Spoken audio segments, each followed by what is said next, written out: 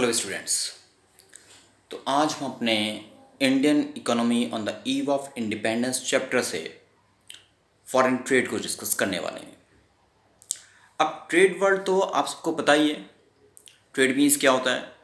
Cell purchase करना। अब ये डिफरेंट टाइप्स का हो सकता है। तो यहाँ हम किसकी बात करेंगे? फॉरेन ट्रेड की बात करेंगे। यानी जो सेल परचेज होना है वो इंटरनेशनल लेवल पे होना है, डिफरेंट कंट्रीज़ के बीच होना है। अब डिफरेंट कंट्रीज़ के बीच मीन्स इंडिया से अदर कंट्रीज़ को, अदर कंट्रीज से इंडिया को होगा। तो ड्यूरिंग ब्रिटिश रूल जो हमारा फॉरेन ट्रेड था उसको हम डिफरेंट पॉइंट्स के साथ इसको डिस्कस कर सकते हैं। अगर मैं डिफरेंट पॉइंट्स की बात कहूँ तो हम फर्स्ट कह सकते हैं, और बल्कि इसको हम पहले से और समझते हैं, इसको हम थोड़ा सा और पहले से अगर समझें तो किस तरह से आएगा। अगर हम प्री ब्रिटिश पीरियड कहें तो हम लोग फॉरेन ट्रेड में बहुत अच्छा परफॉर्म कर रहे थे, बिकॉज फाइनल गुड्स का हम लोग क्या कर रहे थे? एक्सपोर्ट कर रहे थे। लेकिन अगर हम देखें ब्रिटिश पीरियड के अंदर तो हमारा फॉरेन ट्रेड का कंपोजिशन, उसका वॉल्यूम, वो सब बिगड़ गया। और ये क्यों हो पाया? इसको हमने पहले भी डिस्कस किया था। जो ब्रिटेन की पॉलिसीज आई, कौन सी पॉलिसीज? रेस्ट्रिक्टिव कमोडिटी प्रोडक्शन, कुछ कुछ कमोडिटीज के प्रोडक्शन को रोक लगा देना, या ट्रेड एंड टैरिफ पॉलिसी जो हम लोगों ने पहले डिस्कस की थी, आपको याद आ रहा होगा। डिस्क्रिमिनेटरी टैरिफ पॉलिसी थी। डिस्क्रिमिनेटरी यानी भेदभावपूर्ण उनकी ट्रेड पॉलिसी थी। क्या थी ये? शॉर्ट में आपको बताता हूं, आपको याद आएगा। अगर यहां से रॉ मटेरियल एक्सपोर्ट हो रहा था उस पर कोई टैक्स नहीं था। ब्रिटेन से फाइनल गुड्स इंडिया में आ रहे थे, उस पर कोई टैक्स नहीं था। लेकिन अगर हमारे हैंडीक्राफ्ट इंडस्ट्रीज के गुड्स इंडिया से किसी अदर कंट्रीज में जा रहे थे तो उस पर हैवी टैक्सेशन था। तो इससे बोलते हैं हम डिस्क्रिमिनेटरी टैरिफ पॉलिसी, क्योंकि डिस्क्रिमिनेशन हो रहा था, भेदभाव हो रहा था। तो अगर ड्यूरिंग ब्रिटिश रूल हम फॉरेन ट्रेड की बात करें तो उसको हम कुछ पॉइंट्स के साथ डिस्कस कर सकते हैं। और इसमें देखिए फर्स्ट पॉइंट आ रहा है हमारा, आप देखिए इसको।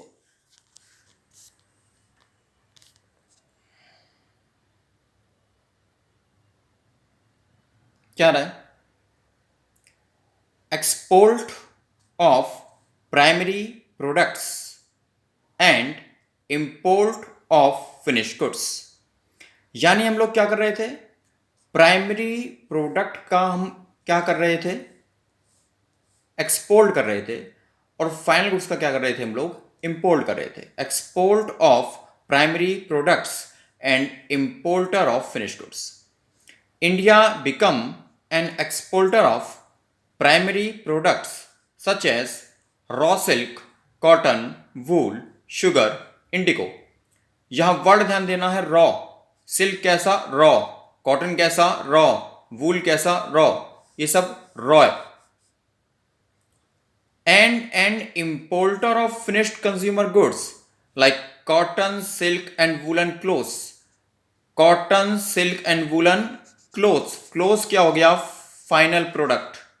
क्लोथ्स क्या हो गया है? Final product. And capital goods like light machinery produced in the British industries.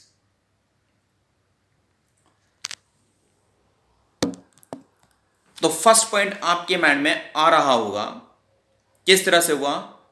India बन गया है, क्या बन गया है? प्राइमरी प्रोडक्ट्स जो रॉ है उसका एक्सपोर्टर बन गया है, और जो फाइनल है उसका इंपोर्टर बन गया। अगर हम सेकंड पॉइंट की बात करें तो सेकंड पॉइंट क्या आता है? जो ब्रिटेन था वो मैक्सिमम ट्रेड इंडिया से ही कर रहा था। यानी इंडिया का मैक्सिमम ट्रेड किससे हो रहा था? ब्रिटेन से हो रहा था। तो सेकंड पॉइंट को डिस्कस करते हैं।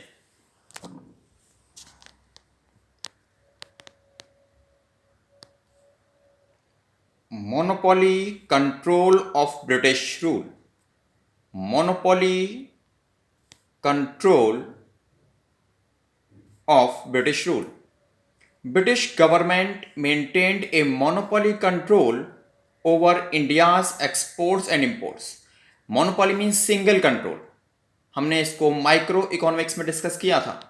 Single control over India's export and imports. More than half of India's foreign trade was restricted. Restricted माने वहीं से होना था, रेस्ट्रिक्ट कर दिया गया था to Britain, while the rest was allowed, with few other countries like China, Ceylon यानी श्रीलंका and Persia यानी ईरान and Persia ईरान। यहाँ पे सबसे इंपॉर्टेंट बात जो आने वाली है वो अब आएगी, देखेंगे। The opening of Suez canal in 1869 served as a direct route for the ships of operating between India and Britain। यानी सेकंड पॉइंट में हमें क्या बात समझ में आ रही है? सेकंड पॉइंट में क्या समझ में आ रहा है कि इंडिया का मैक्सिमम ट्रेड कहां से हो रहा है? ब्रिटेन से हो रहा है। उसको रेस्ट्रिक्ट कर दिया गया है ब्रिटेन से, और यानी मोर देन हाफ से ज्यादा ब्रिटेन से हो रहा था और कुछ अदर कंट्रीज से हो रहा था। और इस बात में एक बहुत इंपॉर्टेंट टर्न कब आता है? जब स्वेज कनाल की स्टार्टिंग होती है, ओपनिंग ऑफ स्वेज कनाल। तो इसको हम मैप के थ्रू भी समझने की कोशिश करते हैं, आपको बेटर समझ में आएगा। ध्यान देंगे।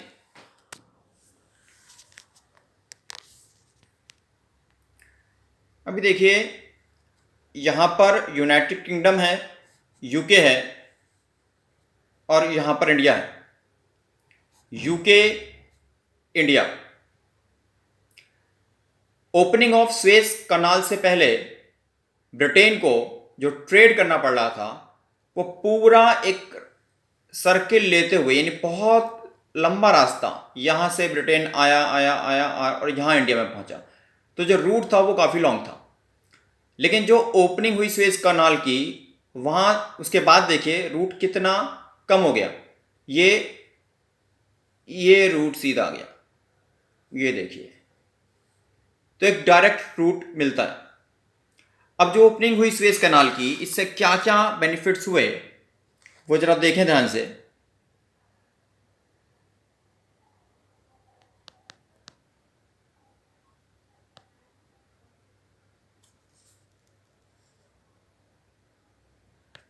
The opening of Suez Canal in 1869 reduced the cost of transportation and made access to the Indian market easier।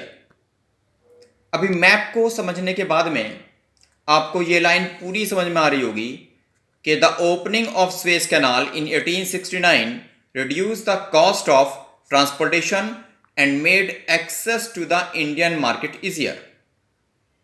आगे, the canal provided a direct route, the canal provided a direct trade route for ships opening between Britain and India and avoiding the need to sail around Africa। अब Africa होते हुए नहीं आना है। अब short में अगर इसको हम समराइज करें तो क्या बताती है?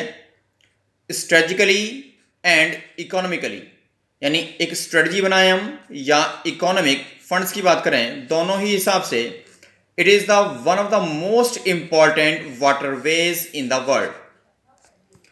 दोनों ही पॉइंट के अंदर आप देखेंगे strategically and economically opening of Suez canal से क्या बेनिफिट हुआ है? बेनिफिट हुआ है कि ब्रिटेन से जो ट्रेड हो रहा था वो, और मैक्सिमम ट्रेड कहां से हो रहा था? ब्रिटेन से ही हो रहा था। तो स्वेज कैनाल का बहुत इंपॉर्टेंट रोल है यहां पर।